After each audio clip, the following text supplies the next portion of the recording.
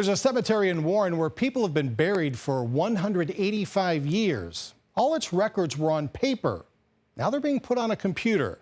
First News anchor Stan Boney explains why it's an important change.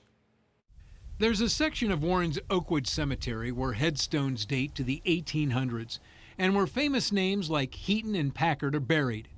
Close by is a small brick building where all the paper records are stored. Which at that time were pretty much untouched since we think maybe the 1920s, and lived in these moldy binders in a massive vault in the back of their cemetery office. And 4 years ago, Youngstown State history professor Dr. Amy Fluker was contacted to help digitize all of Oakwood Cemetery's records. So at least 30,000, probably more. We oftentimes get names of parents. This has father's name and mother's name. Fluker used her History of Ohio class and her History Club members to first scan all of the original records and then put those records into a database.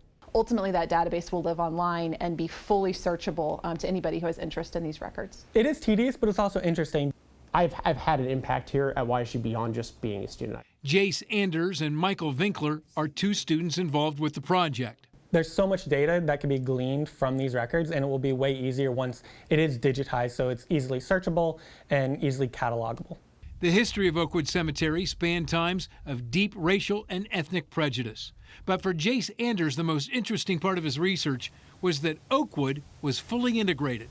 You have Greek immigrants and Italian immigrants buried next to rich Protestant families who've been in the area for decades, buried alongside Black people. It's not just a story of one group of people, it's a story of Warren.